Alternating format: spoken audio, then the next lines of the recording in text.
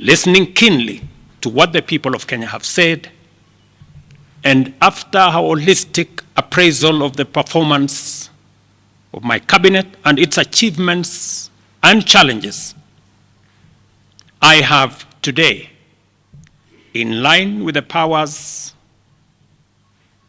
given to me by Article 1521 and 1525B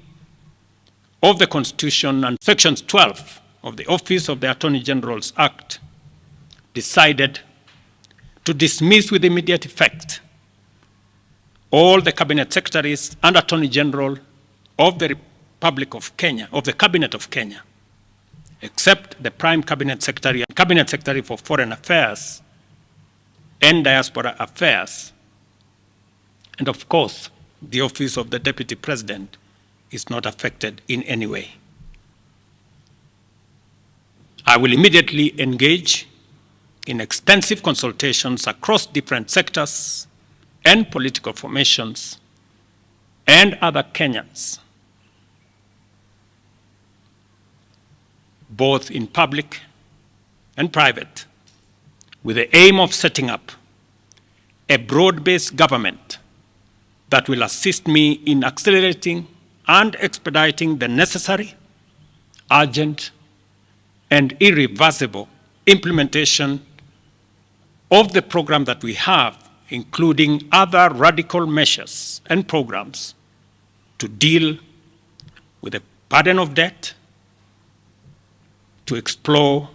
raising domestic resources and revenues, expanding job opportunities, eliminating wastage and unnecessary duplication of a multiplicity of government agencies, and slaying the dragon of corruption, consequently making the government of Kenya lean, inexpensive, effective, and efficient. During this process, the operations of government will continue